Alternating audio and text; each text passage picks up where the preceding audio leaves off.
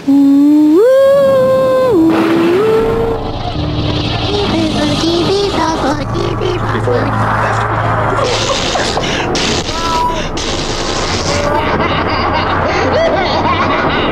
turned out to be completely unreliable assholes.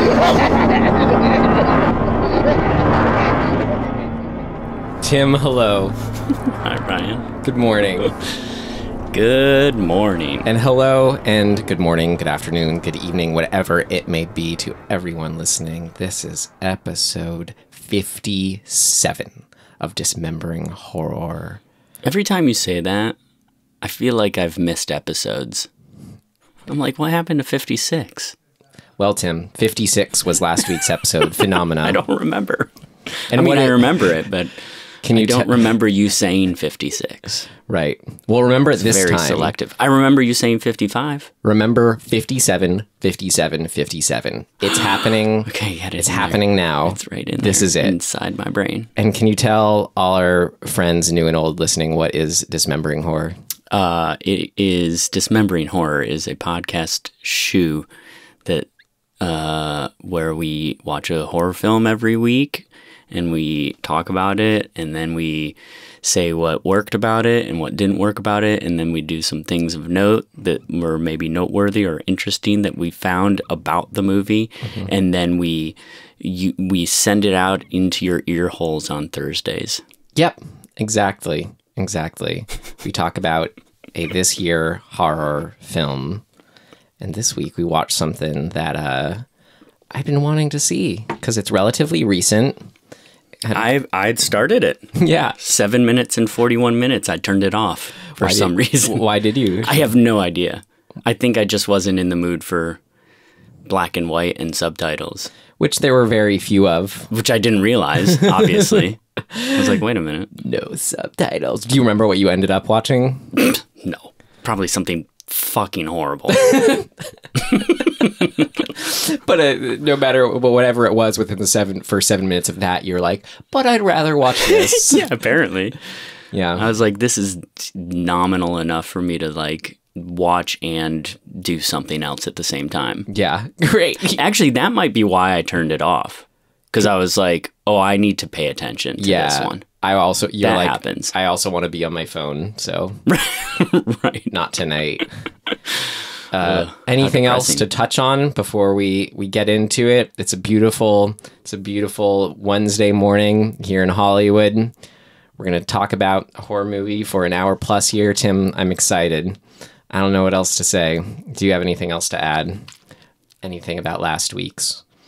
Anything else going on? Great. Nah. What was last week? Again. Right. You remembered 55, but not 56. Phenomena. Last week was Phenomena. This week, because I haven't said it yet, and we'll use this to transition into our trailer, this week we watched The Eyes of My Mother. I don't do this very often. Do what? Go home with people? Neither do I. Your house is so neat. Thank you. Is this your mother? Yes. What did she do? She was a surgeon in Portugal. What kind? Eyes. We used to do dissections together. What happened to her?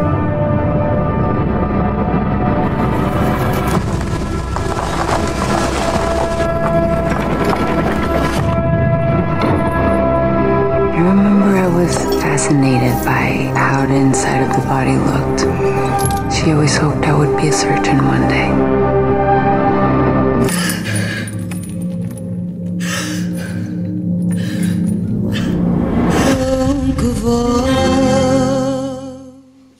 Just because that little bit of Portuguese, I keep wanting to say Los ojos de mi madre. Like it was its original title. But there's a lot to unpack in this movie. I know, Tim.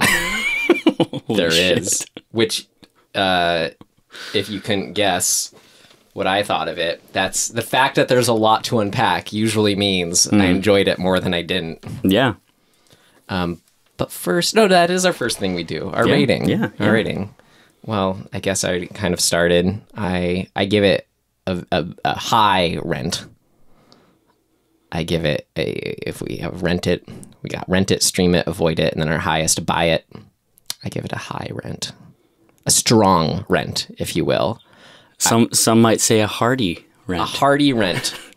I say a hearty rent. Make sure you're in the mood though. It's slow, it's sanguine, it's eerie, and it's intense all at the same time. Yeah. Ooh, it's almost good enough for me to buy. It's, but it's not one I would be ashamed to have on my shelf. Yeah, for sure. yeah, exactly.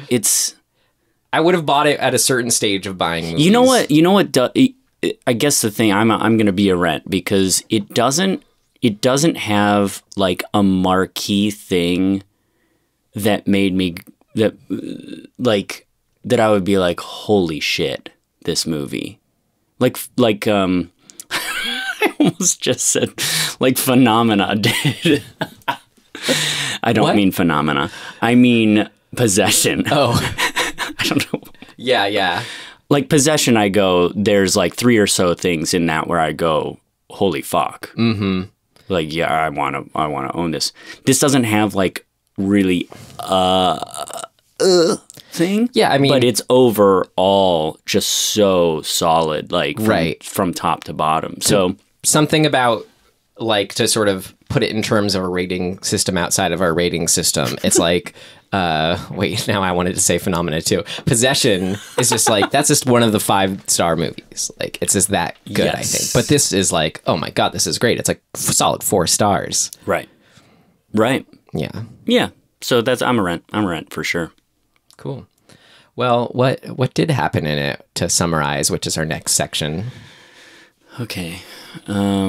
Well, it's broken up into 3 chapters. That's right. Let's go chapter. And it's Francesca from a girl to a young woman to a slightly older woman. Yeah. That's it. That's it. That's the movie. There you go. So where would you say this? Does it ever say where it takes place? No. It's very kind of. It's intentionally vague as to the time and place. It's like this vaguely kind of 1950s middle America. It could be 1950. It could be 2000. Yeah, it actually could be. Yeah, some town that still has old cars around. Yeah, they exist. Mm-hmm. So as far as aesthetically, though. Yeah. So let's say. On a secluded farmhouse, a family lives. And the family is a mother and a father. On a secluded farmhouse, a family lives. I mean, you could say on a secluded farmhouse in anywhere rural America, a family lives and a family dies. Something soon is sure to give. An ounce of sanity once had lost. For soon, Francesca will, I don't know, I lost my rhyming scheme, but... She'll see through the eyes of her mother. So, I don't know. Okay, so they live there, Francesca, daughter, young. Clearly, like 5, 6, clearly 7. These people, it's like her and the mother and the father, and clearly they are very isolated unto themselves. Yes. Yes. Yeah. So one day, a guy like a door-to-door sort of looking, maybe he's a, missionary, or maybe he's what are those people who come door-to-door and sell things, whatever, shows up and is like talking to Francesca out in the yard, and this seems unusual. And so the mother, rightly so, goes to sort of check on things, and the guy is definitely a creep. Yep. And then he does creep things like ask if the dad is home and ask to use the bathroom. And like every, horror film, the mom says sure. Yep. Even though she definitely knows it's a bad idea. So that's good, right? And then there are severe consequences. Yep. He kills her, and Dad comes home and discovers him in process of killing. And he does not kill him. Yes, correct. He locks him up in the barn. And then Francesca, at a young age, because she sort of has an interest based off of her mom, the eyeball surgeon, young Francesca takes out this murderer's, what's his name? Charlie. Yeah. Charlie's the captor. Right. Who killed her mother. Takes out Charlie's eyes, sort of treats him like a pet.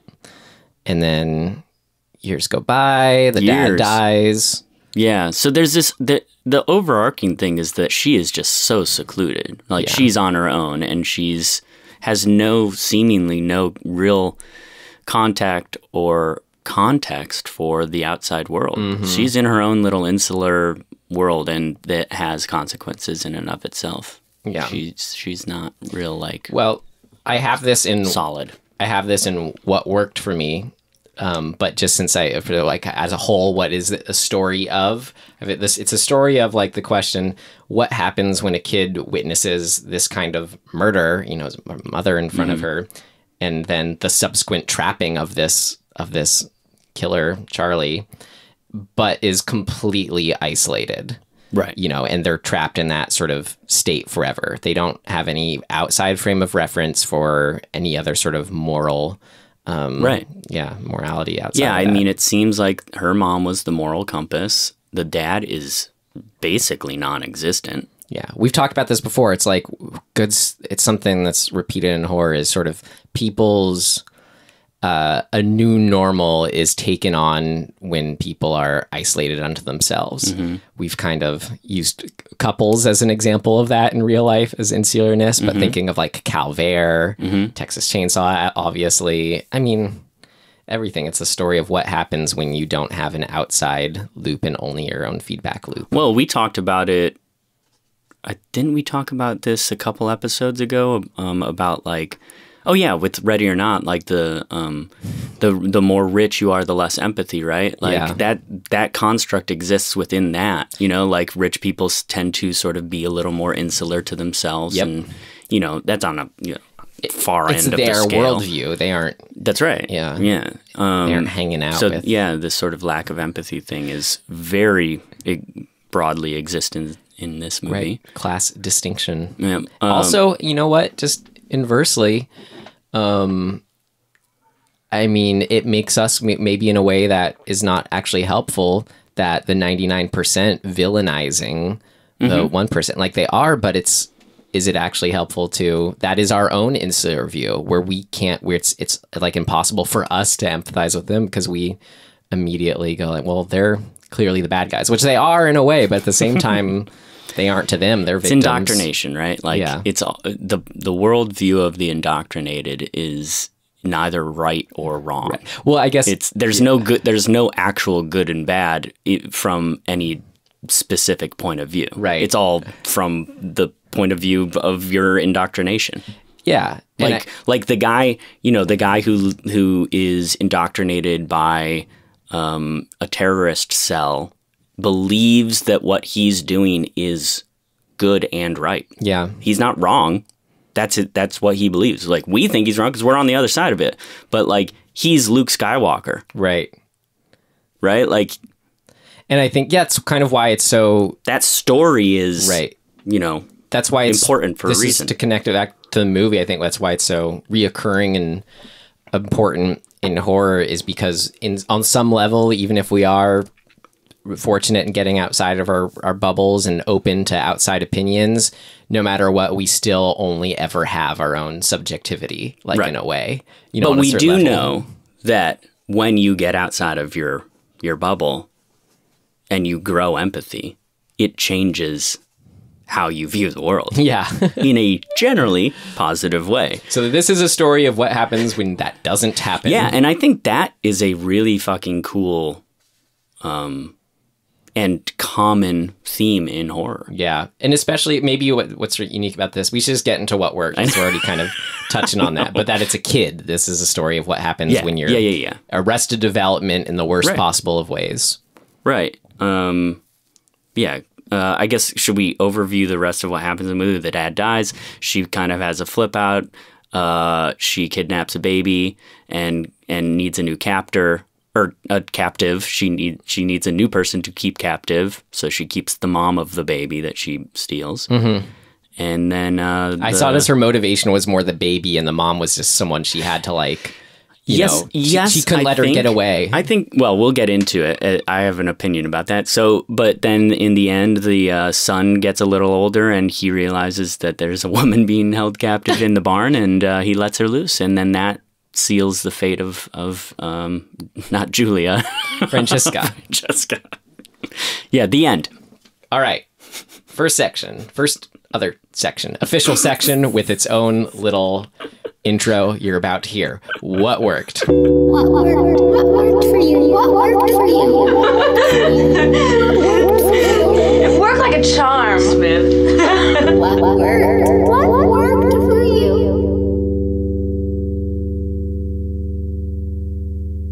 Okay, so the story set up again. So good, Tim. I mean, whatever I said about, someone in isolation, but for me, like, how this is a good example of a modern horror film having to do more than previous horror films.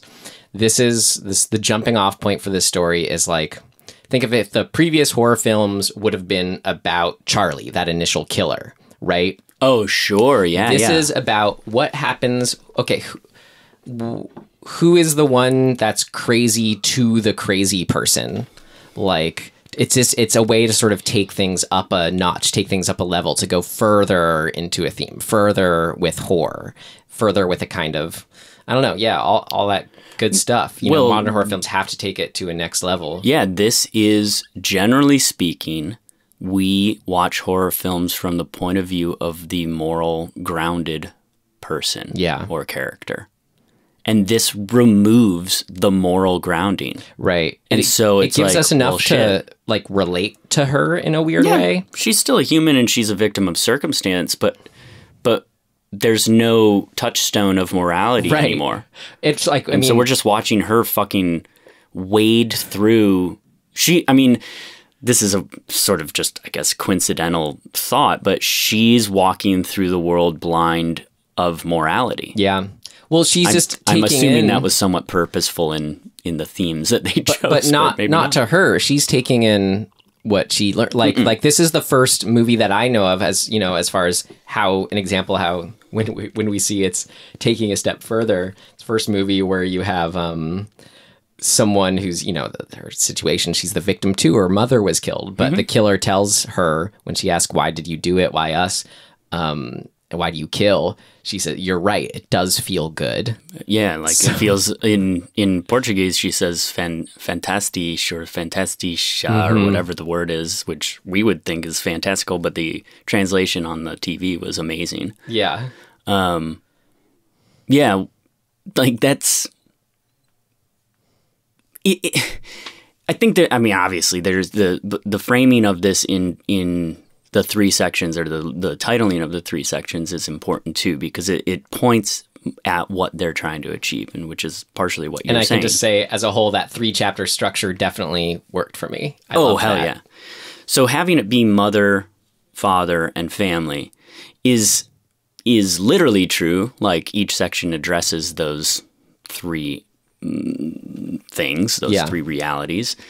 But also, from a thematic point of view, it's essentially saying what happens when you remove those things from somebody's, like, when you remove the entity that should be there to ground us, and what happens as a result of that. Right, when you don't have a healthy way to deal with the grief. Right, like who becomes the mother in the first act. Right. In a way, it's not the dad. He sure doesn't, right? Like, in a way, the killer, Charlie, almost starts to be her, like, she's seeking out, like, motherly sort of connection. Yeah. And she almost gets it through him, almost as a proxy, because she sort of takes over the role of mother. Yeah. Which, just so we're all on the same page, never really a good thing when a kid has to become the mother of the situation. But she's at least getting that similar kind of, like, they all, her and her family would sleep in the same bed together. It's like she goes and cuddles with the killer Charlie. Yeah, exactly. So all of that is pretty intense. I mean, I think the big thing that I even though the movie itself, at times I almost thought to myself, like, God, this is upsetting and depressing. That's why it's so good, though. Right? And I even at times was like, why do we want to watch this? But like, that's a kind of in the moment feeling. When you step back and you go, holy shit, there is a fucking lot going on. Yeah, because it's a horror movie. It's like, it's going those places, allowing us to sort of meditate on things that are, in this case, deplorable. Yeah. But just the amount of layering and thought that clearly went into how to construct this is pretty impressive. Well, it's I think one of those examples of that arises when you just have a good setup, you know, and then just figure it out from there. Like, this was something I've had for things of note, but the director really collaborated on the script with the actor, main actor, like over the course of the year. Yeah. So the director is Pesce something. I forget his first name. Nicolas Pesce, and then Kika Magalhaes, something like that. Sorry, excuse me, as Francisca. Magalhaes, maybe? Yeah. Sorry, what was his name again? The director? Nicolas, yeah. Nicolas and Kika. So they were talking to each other over the course of the year, and it sounded like he was using her as a basis for, okay, well, what sounds right? Would the character do this? Like, kind of just having that back and forth informing the script. Yeah. You can kind of see how that, as I already said, that core conflict then leads to... oh, definitely. Okay, these scenes are worth showing, right? You know? Well, and I think that, you know, when you have spent so much time sort of fleshing out the thematic things that you're trying to achieve and the broad, you know, chapter sort of content. Am I using that right? The content? No, the context. When you fleshed that out, the context, the thing, the casing, then you can have that dialogue and inform all of those ideas with the actual content. Right. As an example, I think, for what you're saying, we'll get into the actual, like, murder scenes, but just the other scenes, the non-murder, whatever, intense, more, you know, quote-unquote horror scenes, were also true horror scenes in sort of showing this other side of whatever thematic question we're mulling on or getting invested in. So, like, something, you know, showing her not knowing how to interact with people based on when she brings the date home. Like, how fascinating was that, and how much does that show about her character in an interesting way, you know? There's, like that beat, Tim, I loved it when she says she killed her father, and that date's kind of like, okay, you know, that kind of response. And then Francisca kind of lands on, oh, sorry, I don't know, you know, my sense of humor, or says something about, I don't know how to make a joke, like she's just lamely trying to cover it. And she's just like, she has no idea what she's doing. But even in the covering, she's like not good at being apologetic. Right. She's like, oh, I'm sorry.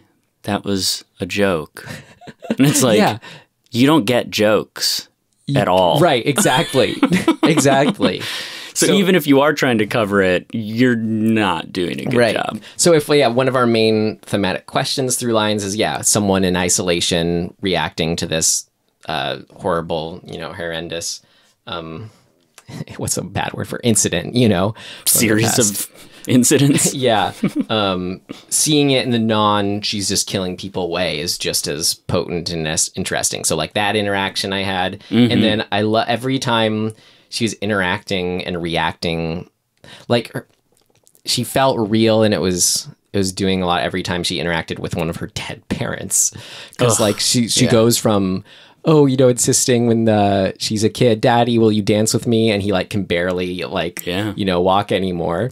And she like shuffles up together. And then she's just kind of giving like almost a lap dance to the dad's corpse. And then that scene where she bathes with the dad's corpse. right? Because he gets in the tub with it. It's amazing on a lot of levels too. Yeah. Like the visual of it is it's a single overhead, you know, that doesn't cut at all. And it doesn't look, it's so weird to me. It looks like a surrealistic, like, there's something, kind of painting in a way, or something. It it's doesn't the word, look real. Primordial. Yeah. About him just lying in that little bath pool naked. It's so cool. You know what? It feels almost like a Giger or H.R. Giger sort of like picture. You know, there's sort of this unreality to it, but it's so milky and it felt really visceral. Like when she was getting in, I felt like I could feel that naked old man body like on me and wet, you know? Yeah. But then just, I mean, when you take away how incredible the visual is, just the idea of what she's going through is so intense. Right. And like, it's upsetting and heartbreaking. And well, another kind of of course she would do that. Like the whole movie is an exercise in what does somebody do when they don't have somebody to tell them that's not what you do. And so the other, right. And so similar things that she goes through, remember towards the end, she digs up the mom's skeleton and just like uses that as a connection point for, I love you so much. And just having to hug her like long since decomposed corpse of her mother. Yeah. But okay, the other thing that's kind of informing all this, just thematically, that's interesting as far as the what is the unique situation here. It's not just the thing that she, you know, witnessed her mother getting murdered and that her dad's reaction to that was to tie this guy up. It's that her outlook in the world, one of her big outlooks is, or approaches to interacting with the world is dissection. Her mother, as we said, is the eye surgeon. So the way, I think there's something interesting there as far as like how she ties dissection with intimacy, you know, how we see that. And then also how dissection, it plays as like, she doesn't, the fact that she's kind of numb to anything uncomfortable about that, which you can argue is fine in itself. The problem is she's still seeing that as like, the decomposed person is still the person. Like the insides of a person are just another sort of side to a person that she connects with. That's a thing, right? That's a thing that sort of, she says she's like fascinated by people's insides. Yeah. But it's like that when we might go, if you see a dead body, we go, oh, that's not the person. Right. We just feel like that's not the person. And that's the difference with her. It's like, no, to see the eyeballs of the skeleton, there's no differentiation between being able to connect with that, you know? Shit. Yeah. It just made me think too, like, why have the opening story about St. Francis? Like, what's the connection to that? I had to look up St. Francis, but I think one of the sort of basic things is that You're just talking about the name connection? Well, like, why put that story in to this? Like, St. Francis eye removal or something? What's the story? I don't know it very well. I just know that he's associated with, like, the patronage of animals and the natural environment. So it sort of speaks to this, like, initial, like, worldview, like, of the mom. Yeah, there is something about the eyes, but I didn't figure out what that was. But I think that there's an interesting sort of like, it's like a connection and a disconnection of your relationship with like the body and with other like animals being beings too, to be like respected. And the mom is kind of coming from that place. But the second the mom is out of the picture, it like, she doesn't have somebody to elaborate on that. Right. And so she's taking just this little piece of that, even with the eyeballs being a part of that story. And then it's like she never gets the rest of the story, which I think is a really... story? Of the story of like, or not the story, but the reason you tell that story to a kid. Like, as somebody grows, you grow to understand, if you have guidance, like why that story is relevant to you, and it teaches you something about the world. So what should be her lesson in this case? You're saying that she's not getting that you should take care of like animals and or people, or be kind, and like all this stuff, and like that gets taken away. But she's doing that inherently. I think she's received that lesson to an unhealthy extent, because she's still connecting and taking care of not only the corpses of her parents, but with the guy who murdered her mother. Right. She's open and loving to him. She says, that's what "You're I mean. my only friend." It's like she took that part of the lesson and never was given more of the lesson, which might sort of give a little bit of like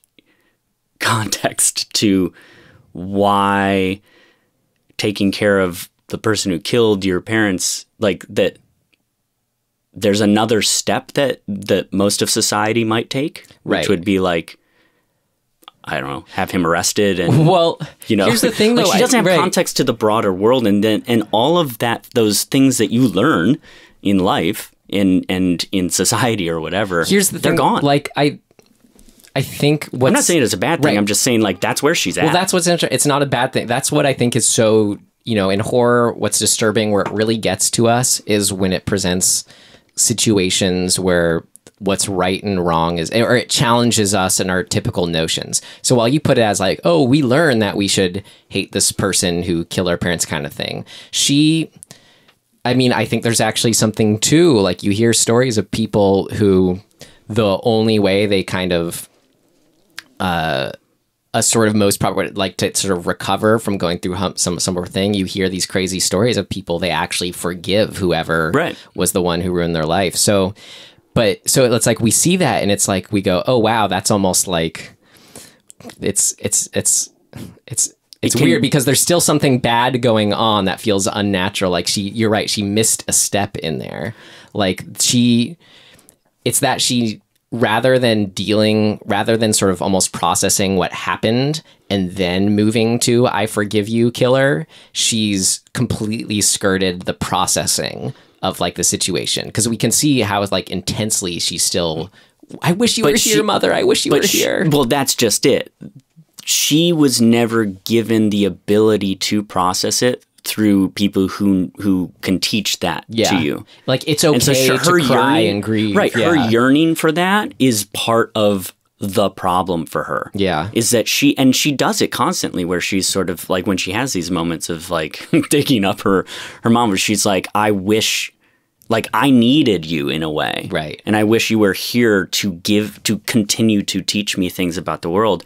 As it is, I'm just, fucking grasping at air and trying to figure it out on my own, and like no guidance. I think with that's the guidance, pretty scary, right? I think some of the guidance she does get, as far as just her what if, who is she situation she's basing her worldviews on, I think it's almost done more to mess her up to that more than just her mom witnessing her mom get murdered the way, was her dad's reaction of keeping this guy trapped and tortured. Like, that's, I think, the thing that really said, oh, this is what you do in this situation? This is normal? Okay. Yeah. That's, to me, was the more jumping off point of, like, her messed up context. I just had a funny sort of realization or thought or whatever, as you're saying that and thinking about the dad and, like, this stoic, bald, almost drawn, nothing of a person, he right? He feels kind of like old European if he had one trait. He's the the parents are the American-gothic painting. Yeah. You're right. You're right. Like actually are depicting them. Yeah. I mean, obviously, and embellished upon, like, whatever their story is. But there's always something kind of creepy about that painting. 100%. Yeah. It's super fucking creepy. And I just think it's a funny and like cool touchstone. It's probably why they cast them to look this way. What is creepy about that painting? I mean, they both look almost dead-eyed. Right. They're resigned, or it's their utter stoicism, or I don't know. There's a certain, like, hopelessness. He's holding a fucking pitchfork. Right. I'm just trying to think of, like, how... could you connect the sort of whatever the horror is behind that and then into, you know, as we're talking about this film? But there's something in there as far as just, for me, like the setting, and you're right, just the kind of people they are. I mean, yeah, that's the movie. Yeah. It is the movie. It's fucking crazy. The house is similar in that painting. There's a barn like just over his shoulder, like the corner of a barn. It's like, yeah, that's a cool, I don't know. I mean, I'd like to talk to the director and be like, when did that come up? Right. For all we know, he's never actually. Exactly. How fucking crazy would that be? Anyway, okay, so where were we? Oh, fuck. The parents, the dad. The dad. Okay, so yes, this thing of the dad being basically a shell. Like is I think speaking to this sort of broader idea of the American male. Like I definitely feel that when it's those scenes that reminded me of that other black and white movie Nebraska, which is excellent. But kind of people who, I mean, it's interesting to see it because we still do this in a modern age, but the sort of watching TV, like being as equating to like hypnotized or trapped or just sort of a certain just sadness when you're seeing that. And depending on when you decide this movie takes place, you can build potentially some backstory to that character and sort of go, yeah, he's being effective. Remember in Transfiguration when we initially were like, man, the brother is just a douche sitting on the couch watching TV all the time. And then we're like, oh, he's a vet. Yeah. Holy shit. That changes the whole context of why he is the way he is. Mm-hmm. Like I could see that being the case with this. If this guy's, you know, if this is the 70s, no, 60s, 70s, 60s. If it's the time that the car in it is from, so late 60s, then he could very well be a World War II vet. Yeah. Maybe a Korea Well, that's vet. Just the general feel is that him and the mother just went through some stuff themselves, and then from their reaction to that was just then living isolated on a farm, slowly going crazy and staying isolated. And I don't know what where this chicken or egg sort of scenario, because I think that Kiki being Portuguese in actuality influenced how they wrote the story, or like how they integrated that into the story. Being what you said? Being vague? No, she's Portuguese. Portuguese, yeah. Right? And so... That actually it came from, as far as how it got, why it was incorporated, it was just that they knew at some certain point, I think as the producer spoke up and said, oh, well, we have this actor who speaks Portuguese. Why, and it was this kind of thing. It was like, oh, well, anytime there's something unique about an actor that they can bring to it, just put that in. Yeah. So that's just where that came from, yeah. Yeah, so it adds a layer, regardless of when it came into the process, but it adds a layer of the mom being an immigrant, and having kind of a different, similar and different views of the world based on their experience, right? Because you feel a lot more of just sort of this background we never get to see just by she's an immigrant. What is their worldview on America and how is that? She put a fucking cow's head on the dinner table, right? And dissected it. And I'm like, that's a pretty stark image where you go, oh yeah, that's not necessarily something I think that we would be like, yeah, that's common. Right. But it is for her, right? Obviously. Now, whether or not that's a reflection of her being odd or that being a thing that was normal. Because it's also just because it's just a harmless interest. But I think having her be not from the U.S., gives us another perspective and another sort of what would you call that, coloring to where all this came from. It makes them feel like they're people who are still figuring things out themselves in a certain way, and maybe speaks to the disconnect. We never, the dad not real. He doesn't seem to mourn over this. Yeah, he is so emotionless. That's the thing that really struck me, that after he presumably kills or, beats up and knocks the killer unconscious, walking into his wife being chopped up or whatever, his face, it's like he's not even breathing heavily. I think one of the scariest elements to that first one, for the first chapter, is he effectively blames Francesca and makes it her responsibility that this event happened. So you see this in kind of two moments. The first one is when Charlie is yelling her name. He's already tied up or chained up in the barn, and he's yelling Francesca's name. And the dad says, "You need to go deal with that." And it's like, okay, you put him in there, dickhead. Like, what are we doing? I feel like that was coming from the place of, as a good father, I have to help my daughter grow and do things that are uncomfortable. Whoa. That is, you are being very kind. That's a leap and a half to me to get to there. Like, I think he's just so fucking disconnected from the world that... No, I mean, I said what I said because I think he's so fucking disconnected from the world. It's his version of that, of like, okay, it's like, sometimes you're just going to have to learn how to be the one to kill the cow yourself someday. Oh my God. Yeah, I get you. That's fucked up. I think that's the horror of it, is what I guess I'm driving at, is that the horror of this, like, she's like 5. Right. There is zero empathy and love in this movie. Like, fucking zero. Except for when the mom is, the very initial mom stuff. But, once that happens, dude... Her intense grief, you could say, is emblematic of her love of her parents. And, yes. I mean, when she's a kid going, I guess what I'm saying is, me, Dad. She's not given that. No. She doesn't get it from her parents. And the attempt to get it in the what do you call it? The sort of date scene.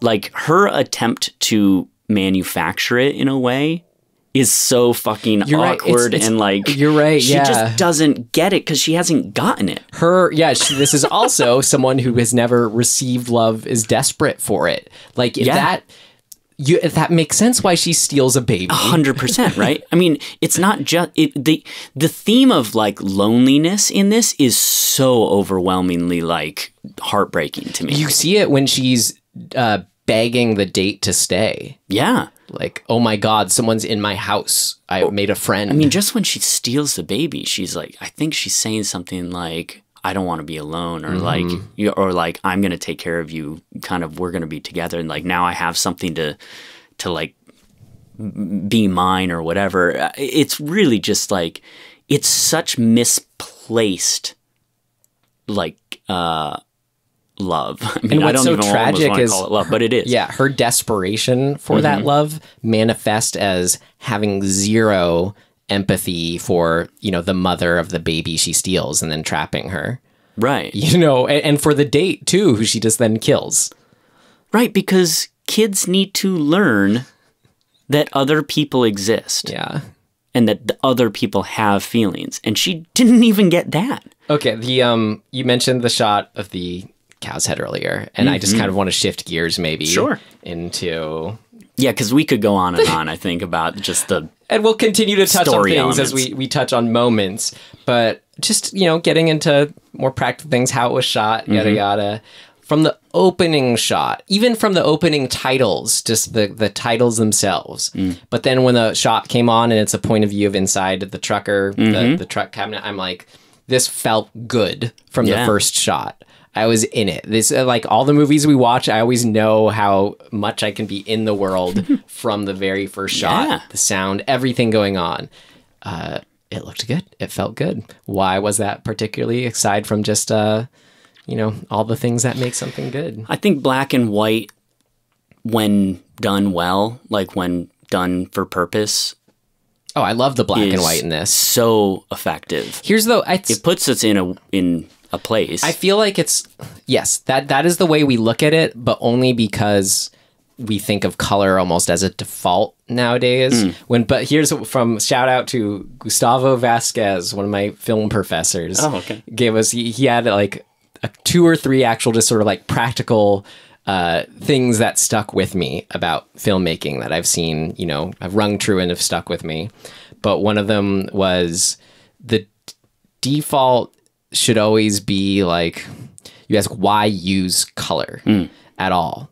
Because black and white, it's sort of, unless you're working with the dimension of color, black and white will almost automatically put you in the world more. There's less distraction. Sure. Like for an example, like Mad Max Fury Road, I only loved it in theory until I saw the black and chrome edition, and just the world came alive for me. Like I was in it, like in a really interesting way. So, well, I mean, from a sort of practical scientific point of view, basic black-white contrast in like how our eyes pick that up is one of the first things that your brain develops as an understanding. Like I know this only because that's what my dad studied, and he's a like developmental visual science kind of professor, scientist guy. And like that's one of the things he would always say. It's like babies will pick up contrast first. So like if you show them like bars on a window, we've learned that they look out the window not because there's something they can't actually, their visual acuity doesn't see anything at early development. They're looking out the window because there's white light and there are dark lines of shadow, and that is interesting to them. They're picking it up and learning what that is. It's part of how they develop perception and like depth perception, all of those things. So it's just a really fundamental aspect of how we perceive things. Well, we also, I mean, we forget how much color is doing at any given time too. Like there's specific feels we all feel associated with colors and tones of, like right now, if I was trying to shoot, you talking, like if I did it in black and white compared to color, like the fact that you're wearing a red shirt, it would be doing something to, like, it's one more step my brain is processing that takes me away from, okay, I'm just figuring out who Tim is as a person by seeing his soul through his eyes and his face moving. Red is going to distract from that. So black and white was great. Definitely put me in the world from the get-go. The starkness of the movie is really stark in a bunch of different ways. Like the sound design is very stark, which I fucking loved. There's what do you think? Maybe 3 or 4-ish times where music really actually like a score sort of comes in. Yeah. But most of the movie, it is not there. I love that. Just them kind existing. of like, why use color unless you have to? Exactly. Why use music unless you have to? There's sound design for sure. Yeah. Like we get, the sound of being out in the middle of the countryside. There's birds and crickets and wind and rain and stuff like that exists. So it's not void of those things. Like atmosphere exists, so that's cool. But yeah, like living most of this movie without any music, when it comes in, I personally really like the vibe of the music. It's got almost a retro sort of synthy thing going on. Yeah. That I was like, this is something I just personally really like. But in this movie, I was like, whoa, fuck yeah. I'd really love to know your reaction to, I guess when I'm trying to think, okay, so felt good, from the opening shot. How do you do that? What does that mean? It's a combination. Yeah, it's a combination of just having all the elements individually feel good, and then it comes together to do this greater thing, putting you somewhere. But like, I always come back to this Richard Linklater quote that I really liked and related to. Is actually, I saw him like at a Q&A, I think for I forget, it was Dazed and Confused and something else. And someone asked about, how do you, Scanner Darkly. It was not Scanner Darkly. Damn it. I forget. But anyway, sorry, get to the point, Ryan. It was that there is a, because he has what you'd say is sort of maybe minimalist in sort of more classic, typical movie traits or like movie story beats or whatever happening. It's very slice of life, naturalistic, whatever. He's just shooting people having like, it's just a scene of people talking and it's about the conversation they're having. It's not, but he said, well, I always think that, film there's a certain power behind it. It's inherently a powerful medium, like just to show something. You don't have to do much. And then he tied that to something about like, just if the filmmaker is viewing something a certain way, and this is where I'm curious to hear it because it's kind of almost sounds magical or metaphysical, but just by the filmmaker having a point of view and doing that, that will come through. Like if I'm sort of insecurely in film school trying to make something about a mug and like, set up that, and I'm like, oh, is this the right way to start the movie? And I'm shooting the mug. There could be something wrong about it. But versus now I'm like, there's something fascinating about this mug. What is it? This is a great first shot for something. And I shoot the mug. It's gonna come through differently. Right. So you could say that is just not crazy metaphysical, because then that's just influencing the specificities of the framing and the sound design, the mise en scène, everything. But I don't know. What do you think of that? I think intention carries a lot of weight. Exactly. Yeah. Right. So like from that first shot, you could imagine, just as an example, if you can tie it to that. Yeah. It's just, back inside a truck, there's a woman who's messed up, falls down in the front of the road, trucker gets out. Like I could pick apart the elements of what is cool and pleasing and like almost like dramaturgically like interesting that's going on in that. But at the end of the day, it's the intrigue of two very simple things, like the actual visual of the back of a guy's head and the windscreen of a big truck on a single road with a forest in the distance. Yeah. That by itself, we go, ooh, where are we? What's going on? Who's this guy? Like, there's a bunch of questions that happen. And then a fucking lady walks out in the middle of the street. It's like, dude, the intrigue of all of that in a moment is pulling us in. Right. Like, it immediately forces two things. Questions of interest and questions of what would you call that? Like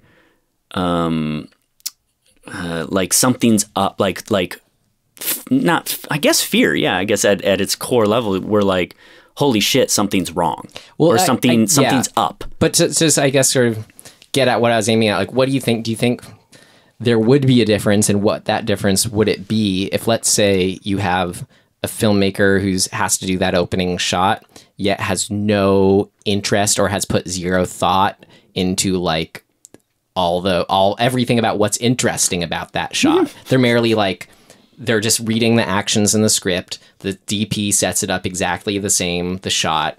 But just because of their perspective and like, I don't know what's interesting about this. Like, just, I don't know, just to pick some extreme of how is this someone who, knew nothing about filmmaking or was not interested. Or didn't care. Yeah. Or wasn't someone who thought about things on a sort of more below the surface level. Yeah. Didn't care.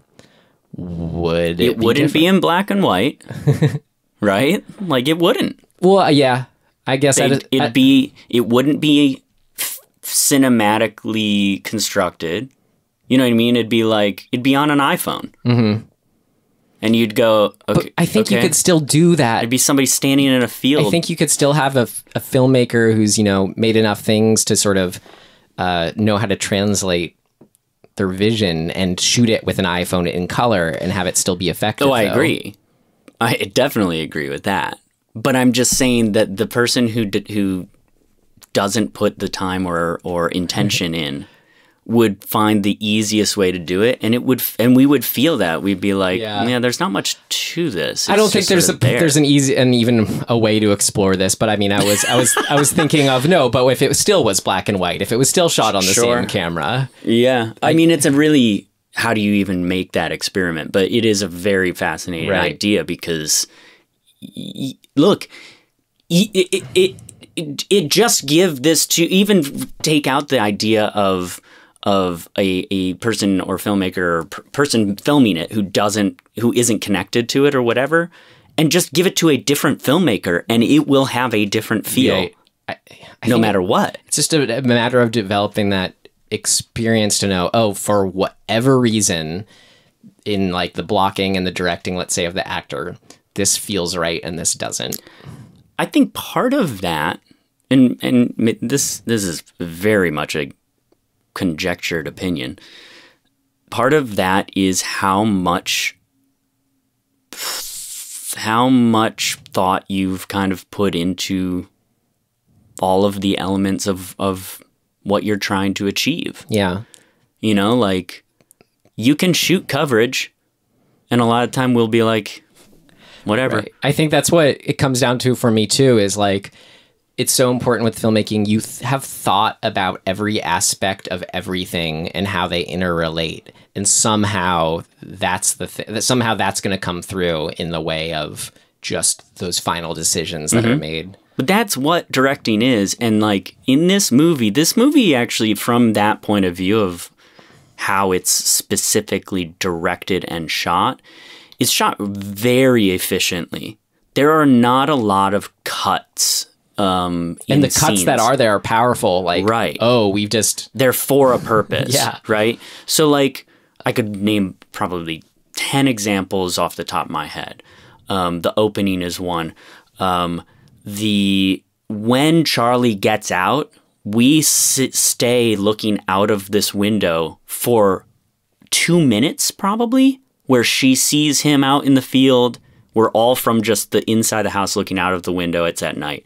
We watch her walk into frame. We watch her see that he's out there. We see her leave frame. She gets a knife. She comes back, crosses frame. She goes out of frame, goes outside. We see her come back into frame outside with the knife. She walks all the way across the field to him. This whole thing, the camera slides just a little bit to the right while this is going on. It's dollying it's very, very slowly. Yeah. And so we catch on the left side of the window that we're looking out of, we start to catch the laundry that's flapping in the wind, and a little bit more of the tree that's off in the distance. That he's next to. Yep. All of that's one shot. Mm-hmm. And it's telling a lot. And there's a bunch of those. Tim, but that, I'm glad you brought it up, because I think that's my favorite shot and moment in the whole film. There's a reason it's the one that comes to mind, right? Yeah. But okay. It's like my favorite. I mean, yeah, that's what it was doing as an example for what we were talking about. But like what made it my favorite on top of that was just the context of like, you have the killer finally like escaping after God knows how many years, that context, but yeah, how it was shot, but something about how it was shot and how he was moving, it just showed like how pathetic, utterly pathetic he looked, which is such a turn to like be feeling, looking at someone who did this horrendous thing, almost feeling like borderline sympathy for him. He looks pathetic. This is the way he was stumbling. It was like... Yeah, he's a little knock-kneed, and he's sort of just like, I mean, he's blind, so he has no fucking idea where he is or where he could go. It was that... This is... You know what? Remember when we were talking about Ready or Not, and we were like, she's in the woods. Just get the fuck out of there, right? Like, this is how you make somebody not able to do that. Yeah. Right? Like, come on. He touched on I was reading some interviews with him. We'll get to it in things of note, but I think this was the scene he talked about where he said, kind of like me, big fan of A horror, J horror stuff, but where it's just a horrendous, horrible, intense, situation, but there's like some kind of comedy behind it, and it's not a wrong way, reaction to laugh, but just because the way he's stumbling, like I could hear people just not knowing what to do. It's just so messed up. Like, and then, so it's just how pathetic he looks. And then she finally stabs him. But I loved around that section, I was just thinking about, can you imagine this whole situation from this guy's point of view? Like after he goes in and kills the mother, he's trapped for what, 5-7 years? Oh, I think it's closer to 10. 10, yeah. So you're trapped for 10 years after 10 years for some reason, and you're blind and your throat's cut out, then after 10 years, this woman who you knew as a girl who's been snuggling with you every night for 10 years finally takes you out, bathes you, and rapes you. And then you have your big chance to escape. You actually try to escape, and then you're killed. Like this. It's so fucked up.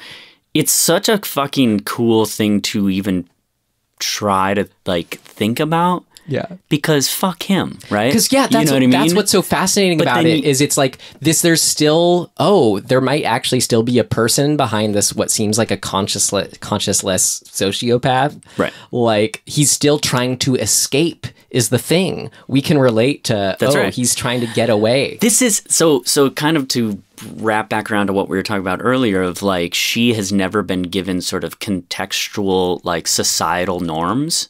This is why we have them, right? Because without them, we get this situation. We don't really know how to feel about this guy, right? Mm-hmm. Like, should we feel sympathy for him? Should we just be like, fuck him? Well, that's the thing. Like, oh my God, I'm feeling both conflicting emotions. Exactly. That's like, horror. We have laws because to sort of alleviate us from the confusion of things, yeah. You know, and she doesn't have that. So fucking all bets are off with this whole scenario. Right. Which, you know, and I'm not saying like, that's not an opinion of how society is structured. That's just why society has structure, right? To alleviate us from some of the confusing elements of life. It is kind of a head trip, the moment where this person, we witness him, Charlie, doing this horrible thing at the beginning, saying to her, I kill because it feels so good or whatever.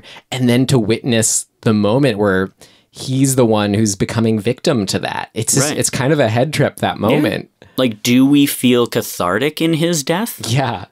Not like I didn't. I just sort of was like, it felt gross. Like threw my hands up and sort of was like, yeah, this whole thing's real fucked. Right. It felt just as I was only sort of attaching to the immediate sadness and visceralness of just a person being killed by someone with zero empathy. And on the flip side, I also felt like, well, finally he gets to be done with this. Right. And she gets to kind of be done with it. Right. Like, how's that gonna work out? It's just like he's lost his throat and his vision also, so we don't really have that immediate human connectivity point. Like, what if he did have his eyes? What emotion would he be showing when he's trying to make that escape? Like, because he's a sociopath serial killer, is he kind of accepting and awed when he's stabbed by her? Is he kind of just like? But that's just the thing that still gets me. He was trying to escape, you know? Well, why? The counter, yeah, I mean, I think that I had that thought actually when I think it was later with the other captive. I had the thought when you've gotten to I don't have eyes or a voice box and I'm chained up. Where do you go in your mind to decide your own fate? Yeah, that's what was the counterpoint of the woman having multiple motivations to be like, I'm gonna fucking figure this out and get out of here. Yeah, and accomplishes that is such a nice reflection of Charlie. But yeah, kind of like what you initially posed the question is like, what do you do when that happens to you? Like, that's, to get to it, the ending, I guess, survival. Like, what is your survival instinct? For me, it's like, it was horrific. I mean, in the context of horror movies, I'm like, it was so good, but utterly horrific. Yeah. To see, fascinating, those moments, you know, the kind of thing you can only do in a horror movie when the mother is tied up in the last section, and we see her initial processing of her being blinded and her throat ripped out. Like, what do? You can't scream. She does. She screams as much as she can. She's totally realizes she has no chance of escape. She goes into fetal position, and you're kind of like, that's about right, I guess. Initially, yes. And then I had the thought, all right, when you've sort of, if you come out of that, despair. Right. What's the next step? That's the kind of thing. Do you want to survive? Well, or do you just fucking hang yourself by the chains and say, fuck this? But she has a reason to keep going, right? She has the kid as a motivator. Right. And that's a fucking, I mean, it is the perfect counterpoint to Francesca having her mother eliminated. Yeah. Right? Like, she didn't have somebody to sort of fight for her well-being. Yeah. I mean, the dad didn't, certainly. He made it worse. So, like, that, having that be the result of all of this is, to me, a fucking, a perfect, whatever, come around of these characters of the story. I think that's, it's pretty fucking impressive, to be honest. Well, and kind of we were talking about like how one reacts to that situation, like what you said of what do? You kill yourself? No, she had the daughter in mind. Like, that's, I think, what was so fascinating about it is, at what point do you accept, quote unquote, your fate? At what is the best next action? Just seeing the uniqueness of that question and how much it says about the individual. Well, it's an existential crisis. Like, that's what. And the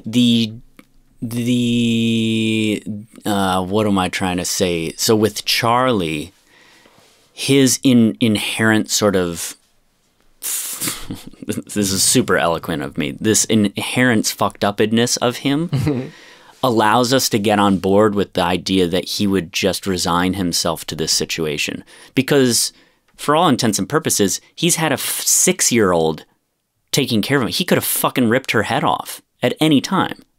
He's not bound without the ability to move around. You know what I mean? Like, he probably figured, I mean, I think it's logical, like, if this is the only person feeding you and taking care of you, and you're associating, at least I'm being fed. I'm with you, and he's at a disadvantage with Nicolas. I get it. To say the least. But let's just say, like, the fight or flight instinct of survival, at some point, I can conceive of a point when you would get a hold of her and fucking grab her and be like, I'm going to hold you here captive until somebody comes in and use that as a bartering chip. Right. Well, you know what I mean? Like, I got from his physical performance was that he's another example of a sociopath is like another example of Arrested Development, where he 100%. Seemed like he was a 4-year-old kid still. Yep. The way he's reacting to being held and just kind of like I looks like a pet. Yeah, that's kind of the point I'm making as to the justification of why he didn't do this. Yeah.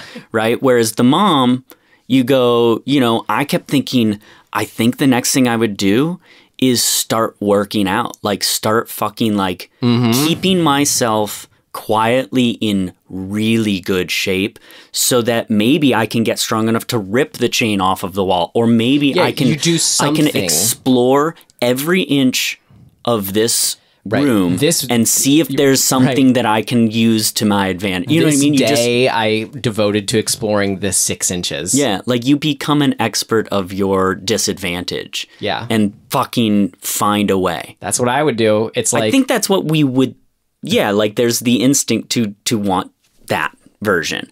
Now I get it. Why we don't, like, why somebody I think wouldn't. The mom essentially was doing that to an extent. Yeah, we see her feeling, like she's scraping at the walls to feel everything out. What made me think the difference with the Charlie, the killer, is that his Arrested Development also had to do just something with his, like, intelligence level, and just, he's not going to search every inch of it, because he just kind of seems... Yes. He doesn't think of in those terms. Yep, I think you're right. He's just childlike going around, killing insects in a certain way. Right, yeah. But all of that is sort of to say, like, how fucking fascinating to construct the whole movie is anyway, to get us thinking about those things. Pure, what do you do in this situation to survive is, like, such a fucking awesome tenet of horror. Yeah. That's a good way to, I mean, that's something I always try to articulate to people when they say, well, what do you like? Why would you want to watch something so horrible? Primal survival. Yeah. It, since it got to, like, really extreme stuff with that last section of the baby being abducted and yada yada, like, that stuff was the most terrifying with the baby once we get into that. But I thought what was so... like people say, oh, slow burn, whatever, but it was an example of, yeah, like how to effectively build to something with that, how you do have to effectively build to something with that weight that you want to actually have that be effective, have that weight, you know? Like, yeah, to get to horror of baby kidnapping, you know, mother being trapped up, kidnapped, like, it was just a good, okay, like, I guess from the get-go, I'm like, oh, well, where's this movie going? How horrible can it get in this situation? And it kind of was like, oh, crap, it did it. Yeah. Yeah, it sure did. The vocal cords getting cut out really got to me. Like, yeah, that's gnarly. Talked about, I like the vagueness of the era. I just said, I liked, it was great how it was short. It totally worked for this story. It was like 77 minutes. Was it really? Wow. Yeah. Okay. Which is something about it is so nice. Okay, we have 3 distinct chapters, and even though it's quote unquote like slow, we get in, get out. We really do. Yeah, it's essentially 20 minutes a chapter. It's perfect, just kind of like it tells this story. 22. 2 minutes. No. That'd be 26. No. 29. No. Damn it. What's 77 divided by 3? I know my friend who's a mathematician is screaming at us. Holy shit, we're dumb. Vocal cords cut out. Yeah, that's a good one. It was short. Casting. So good. She is so good. Yeah. I know she's I don't know what she's done since, but I don't think she had done much prior to this, right? No, she had such an intensity to her. Oh my God. And the Charlie was the first one that kind of got me to perk up as the interestingness of the casting. I've seen him somewhere. When he first appears, he's just totally that kind of unique, like, yep, kind of looks like the kind of guy when you look at these, you know, get into researching infamous serial killers. Well, yeah. Yeah. I think you could use the term milksop. Yeah, it's a good term. And yeah, we talked about the parents, of course. Great. Yeah. What else? Anything else you got? Oh, yes. So one other thing on the way it was shot and sort of certain directorial kind of things. I just really like that most of the movie we spend kind of fairly standardly floating or like panning, and it's there's lots of breaking up of that. Like I think the standard of the movie is sort of locked down panning or dollying. It's nice and still. And then there's really, really well chosen specific handheld moments, particularly when she steals the baby. We're handheld behind her running into the fucking house. Oh, dude, it's so good. Just the panic of that. But they did one thing that I really kind of just thought was a cool little thing. The 2 times, actually, I'll add one more thing to this, remind me. When Charlie goes into the barn and when Charlie comes out of the barn are the 2 times that they fix the camera to an object and have it sort of move with the object. It's attached to it. The first one is him getting dragged. Oh, that was so good. You know, and the camera is obviously like actually attached to the blanket or whatever tarp that he's being dragged with. So it's really shaky, but like it's got that freaky, unnatural kind of movement. So we're just kind of up close with the body and feeling it, seeing it move around, and shake then around. I think maybe, if I remember right, they attach the camera to the barn door as it slides open as well, but I can't remember if that's the first time or the second time. Doesn't matter, but they do it there. And then when she's leading him out of the barn, they attach it to him. Right. It's so fucking good. It's tiny. Well, I had it for... it's just so good. I had it for the things of note, but since you brought up that shot, that was an example of... That was a... Okay, so back when he was talking about how the director was talking about how working with the DP, you know, at first, you know, it's your instinct to get excited about your influences and the shots you've seen, but the DP just kind of was like, well, no, rather than do those shots, let's figure out, and this is the director saying now, no, let's figure out what that was, what those shots we liked were accomplishing, what they were doing to make us feel. And then we just sort of think, okay, well then how do we just do that? Right. So he used that example of that exact shot with the rig attached to the back of Charlie, and he said that the DP essentially had to make, invent a new rig for that shot, which just, as filmmakers, that's just like the most fun stuff. Yeah, for sure. How can we invent a rig? It's the best. Yeah, it did. So that brought me to led me to remember another just really fucking good stark shot that they double up on one after the other. It's when the son, who's now, I don't know, 5 or 6 or something like that, the kidnapped baby is like 5 or 6, has his teddy bear, leaves the house, and then opens the barn door and he's sort of silhouette with the teddy bear in his hand, and we get the house in the background. We're inside the barn door slides open, and he's perfectly framed by it. It's just it's on the ground. The camera's on the ground. It's just a fucking beautiful, like, it's a panel from a fucking comic book. You know what I mean? It's just so fucking beautiful. And then they do the same shot the following day in daytime. So you get him lit the second time, which I think sort of speaks to, you could say the first time he's in darkness because he doesn't know what's going on. The second time he's enlightened, like he's actually learned what the fuck's up, and he chooses to go let his mom, he doesn't know it's his mom, but lets her out. Like the subtlety of little decisions like that, even if they're not intentional, I think probably they are. It's also just the context of the story that's happening. So whatever. Yeah. But it's so fucking pleasing to me. If you couldn't tell. You just reminded me, I think that moment where he said he lets go his mom, who he doesn't know is his mom. I think all that is probably was the most horrifying thing to me moment in the whole movie, is when he first sees her, and it's that exact like horror movie image that like we think is the most terrifying thing, where it's like, oh my God, there's a woman, eyeless, throatless, chained up, and we think like monster. It's like a scary image, get away, and he's scarred by it. So then to have that be, oh no, it's your mother, and not know it is terrifying. So that really got to me too. Dude, the hard cut from that to him under the sheet saying it's just a dream, it's just a dream, it's not real. Holy fuck. Right? You just there's so many good shots. We could go on and on. There's one other really, really big one that sticks out to me that I love. It's after Francesca has dug up her mom, I think, and she's slept in the woods. We cut to the following morning when she's waking up, and she is under this tree that is like the only tree in the forest right there that is... It's so fucking crazy. I don't even know how to describe it. It's black, first of all, like it had been burnt out. And all of its branches are going in one direction. Like they're all reaching out in one direction in a forest of very slim other pine trees. And the shot is racked focus to one of the pine trees in the foreground. The whole time. It never racks over to her.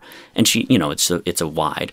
It's so fucking cool. Like, I don't even know. I'm like, well, you just do it because it's cool. I don't know. Right. Like, well, it's maybe the kind there's of thing where it's like, oh, that's a cool tree. Let's make a cool shot out of it. Let's build a moment around that. Dude. So important to improvise that way. Yeah. So there you go. That's all I have. Great. Okay. I mean, I'm sure there's more, but whatever. Should we do our next section? Let's. All right. What did not work? It's not ready yet. Seems to work okay. No, something important's missing. What did not work?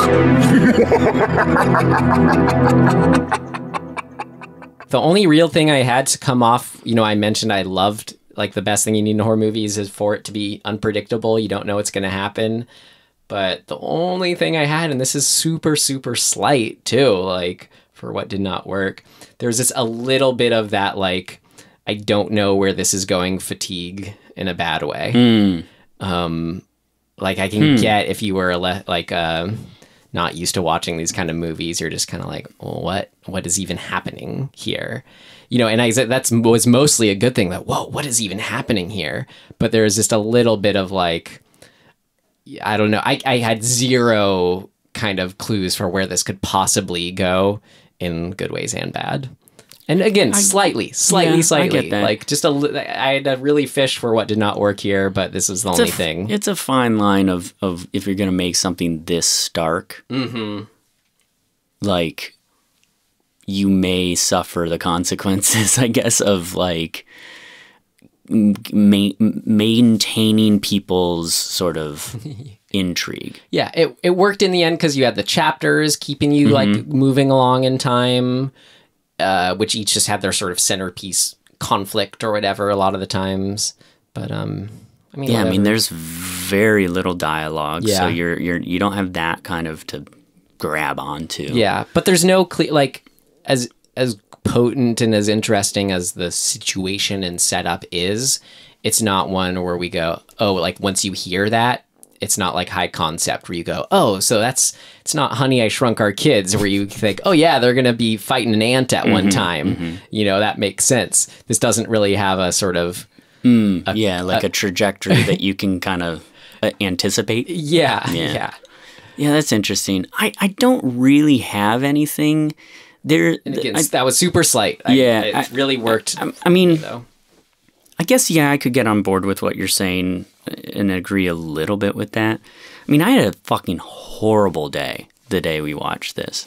You were having a headache and... I mean, I just had like one of the most stressful days of my life, in work life. And it was really bad. And then we put this on and like, I thought I was going to I would have thought knowing the movie, I'd be like, oh, I would have fallen asleep in this. And I didn't. And that's sort of says something about the movie. Yeah. You know what I mean? Like after the day I had, I should have fallen asleep during this because I needed to just not be awake. Right. I didn't have your bad day, but I had a really long day. I was coming out the last day of a job. I'd been up since 5:30. Oh, yeah, and that's was right. I could have fallen asleep if I had just gone home. We didn't. But we had a movie to watch. And we were wrapped with attention. This is obviously a thing that didn't work. What the fuck are we talking about? Okay, so the reason I bring that up, what was the reason I brought that up? I don't know. The thing, the what you were saying, the pacing and the sort of the starkness of it. And I get it. So I kind of agree. There are two things that I kind of was like, I wish this had been a little different. Yeah. And it would have made me go, holy fuck. Maybe. The lighting in the moment that the kid finds his mom for the first time at night, she was in light in frame. Like you knew, like we know she's there, but the kid doesn't. But I think we're supposed to feel that because it's nighttime and because it's dark that he can't really see her. But we can see her. She's in the shot. She's lit in the shot. And he doesn't react to her until she starts to move forward, presumably more into the light or closer to them. But she's already in the light, in the shot. And maybe this is stupid or whatever, but if you had only seen the chains disappearing into total blackness, and then she came out of that, I think it would have sold the horror of that moment more. It was already there, but it would have sold it so much more where I've been like, I can feel that's easily the kind of thing like, okay, we can take another 2 hours to try to light this. I know. Or not. Yeah. No, you're probably right. So, God, I admit I kind of lost you there because it's so specific. I know, it is really specific. But it was the only time in the whole movie where I thought, oh no, it's so close to being holy fuck. And even what I was saying about a slight, where is this even going, like fatigue, like I wouldn't want to change anything about the movie though. Like that's just inherent to the movie. And it's still the kind of story I like telling. So I don't even have we are... for whatever it's worth, we are scraping at the bottom of the barrel. I do have the only one that I actually think is just kind of a mistake, I guess. It not. We didn't really know whether or not it was a gunshot at the end of the movie. Yeah. And I think that needs to be, it needs to be sold. It could have been louder in the mix. Exactly. More gunshotty. Yeah. I don't know. I could see them going for, though, like, erring to the side of kind of realism of like maybe trying to take on the sort of you know, sort of, because knowing what it is too, and, you know, maybe that question in place isn't a bad thing, because it kind of almost feels more appropriate to have that moment be like, even a gunshot that's supposed to be this big, powerful, you know, a big ending for her story. It's just kind of, no, as simple as just kind of a quick, like in the scheme of things, it's just a little quick, she's going to be forgotten from this point on. Yeah, maybe it's important to have it be almost ambiguous. Yeah. Maybe that speaks more to the broader thing. Right. Or I guess I was saying not so much ambiguous, but like if have it not be huge. Right. And then if the result of that is it's a little unclear, that's fine. You figure it out. Right. Right. Yeah. Yeah. So that's me really reaching for something. Okay. Well, then let's do our next section. Last section. All right. Things of note. Things of note! This should be interesting. Well, do you have any things of note? Not that we haven't already sort of mentioned. I mean, I watched, as you know, as I was alluding to some interviews with him. I was reading some, but then I watched one too. Just try to get down whatever interesting things I didn't already say. So yeah, Nicolas Pesce. You know, this movie premiered at Sundance 2016, and an interview from then, just kind of talking about his background. But I thought it was funny to, you know, he pointed out, just to kind of get, if you've seen this movie, okay, where's this person coming from as far as outside influence? So his dad was a fashion designer. His mom was an eye doctor. So like very clear. And then, him and his mother would dissect cow eyes or cows together. Cool. And then they were just really, they were cinephiles, his parents. So they would show him art films, they'd show him all kind of movies. There were people who very much watched and discussed and raised their son on films. Talked about writing with Kika, talked about the rig with the DP. Yeah, the only other two things, it was so coincidentally an unknown to Nicolas Pesce, writer-director. Kika, the star, her real name is Francesca. Wait, and nobody knew this? She pointed it out at some point along the line, but completely coincidentally, her actual name is the name of the character. Whoa, what the fuck? Right? All right. Right place, right time. Meant Trippy. to be. And then just when you can find the info, it's always interesting. He says it was around $200,000 budget. Somewhere else it said that it was a $300,000 budget, but straight from him, he said close to $200,000. Yeah. Cool, dude. Yeah. Should I tell my anecdote? I'm going to. All right. So my anecdote is that what did we say? It was 5-ish years ago or something like that. 4 years ago. I'm like, this is embarrassing. Whatever. I was on some dating site like OkCupid or Match.com or something like that. Or fuck, I don't know. I don't think it was Tinder or whatever. And I matched with Kiki. You mean? I mean Francesca. Kika, yeah, Kiki. Kiki. So here went really well. And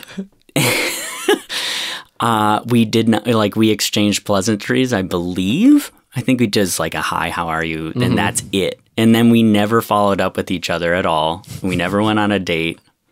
And then I found out that she was in this movie. And then also that we have a mutual friend on Facebook. Great. Mikey. Really? I don't know. Our bud Mikey? Yeah, our bud Mikey knows. No, I think he's done something that she was involved with. He's all over. He knows everybody. He's done it all.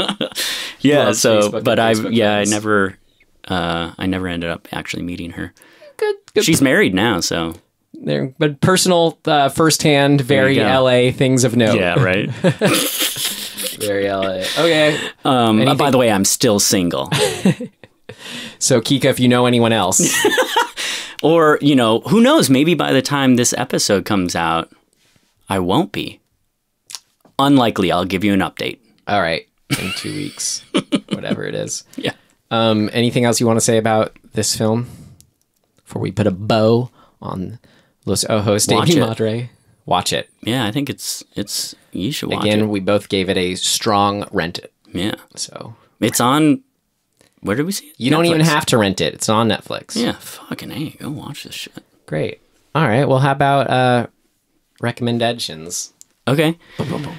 So I can't remember if I was on Prime or Netflix. I think it was Prime. And I was having, equally, I think it was the next day. No, actually, it might have been after you left. Yeah, it was after you left. I was still continuing to have my bad day. And I was like, I need to put something on that's going to make me feel a little bit better. Comfort food? Yeah, some comfort food. So I put on Young Sherlock Holmes. Do you remember this movie? Yeah. Dude. Is that the one? No. Young Sherlock Holmes. No, I was thinking of Young Einstein. Oh, no. That's a good one, too. The Young so movies. Bad. Yeah. With Yahoo Serious as Einstein. How the fuck do I remember that? Young Sherlock Holmes. So Young Sherlock Holmes, and then I thought, as I'm watching it, I loved this movie when I was a kid. My brother and I fucking watched it a bunch. It actually has some really good, like, horror moments.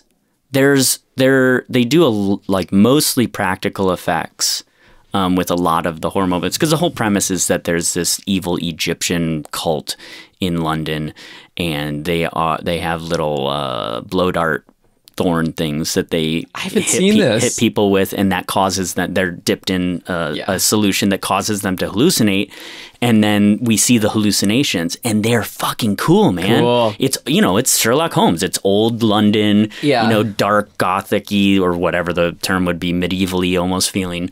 That's still the wrong term. What am I trying to say? Victorian-y. Yeah. You can just say Victorian. Yeah. And yeah, right. And so, couple things. The practical effects of the hallucinations are awesome, but also it has this fucking scene where a stained glass window comes to life. It looks amazing. That movie. Dude, it is so fucking good. It's like we all know about that because there's always referenced in like history of special effects things. You always see that clip. Dude. Of the stained glass man coming out. It is definitely, it's not the greatest movie, as you might expect. It's like, it's a kid's movie. It's essentially Temple of Doom light. Yeah. You know what I mean? Like the story is very Sounds great. similar. Dude, it's so good. I mean, for what it is, it's so good. And those horror elements are really fucking good. There's a whole graveyard scene that's fucking cool. Yeah. Yeah, great. Man. That's mine. I mean, for me, RecommenDEADtions are they're either, am I watching anything now or recently that I actually liked, or I have to think of something way, way back, just pull from the random. But so recently I've been watching, I love just, I'm just but it's just such a fanboy of anything Danny McBride does with HBO. So I can say with great glee that the latest collaboration with the Righteous Gemstones is excellent, excellent, excellent. So that's like if you've liked Eastbound and Down and Vice Principals. I liked both of those. All that stuff. Righteous What's Gemstones. What's the basic idea? Premise? It's the family that is at the head of a mega church. Oh, cool. And say no more. Yeah. That's good. Exactly. Those sensibilities. So if you're into that, I kind of love it or hate it. I love it. Cool. Ryan says, check it out. We did it. All right, Tim, it's your turn to pull from the hat. I almost forgot. I looked. We have 22 more, I think, unless we added other. We actually might have added a few in there. Here's a thick one.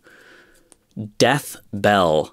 It's from 2008, South Korea. Yay! I get excited about. I'm into it. The A horror, the K horror, the J horror. Death Bell. All right. Yeah. Great. Cool, Looks dude. like it's on Hulu, so you should watch it with us. Look, when I printed these out and I accidentally did two-sided, look what's on the back of this. Ooh, a little bit of Wrong Turn 2 showing. Just a little bit. As a reminder, we've reviewed Wrong Turn and just put it back in the hat. Yeah, which now it's going to be Wrong Turn 2. Yeah, Wrong Turn 2. But Death Bell, it looks like it's streaming on Hulu, so you should watch it in time for next week. Cool. Great. And in the meantime, you can find us at dismemberinghorror.com. Yep, on Instagram at dismemberinghorror, Gmail at dismemberinghorror@gmail.com. Write us a review, please. I don't think I've ever been able to get through those two things and not like fuck it up. Exactly. There you go. Great. Yeah. Write us a 5-star review. Do it, please. Ooh, yeah, please do. Do we have we have a few, right? Yes. A Cool. few, but we need more. Yeah. Do it. Need more. No, it'll help us out. Wait, I mean, just like we know that there are people listening to this. Yeah. So I know you're listening. You could right now. How about do it? The 10% of our listeners who are in Virginia. I want to know who that is. Any Virginians, if you're listening, shout out to Virginia again. Can somebody please just send us a message? Richmond, Chester. I want to know who you are. Richmond, Chester, Ashburn, Fredericksburg, Charlottesville, Gloucester. I think Fredericksburg is my buddy. And last but not least, Woodbridge. Oh, yeah, Woodbridge. You're if any of those, Richmond is our top one.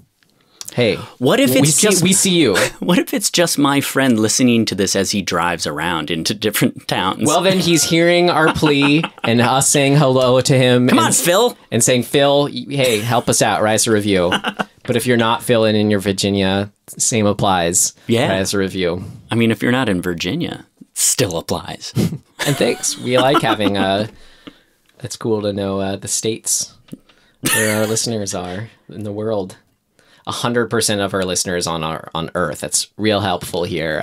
Anchor. Wow. They're really future-proofing this technology, Tim. Thank goodness. I mean, look, if at some point we get a listen from... Mercury? Yeah. Fuck, that would be intense. Yeah. Well, let's hope to make it.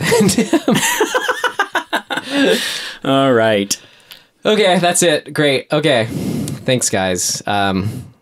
Well, in closing... Say it again. In closing, thanks for listening. And we'll see you next time. Goodbye. Goodbye.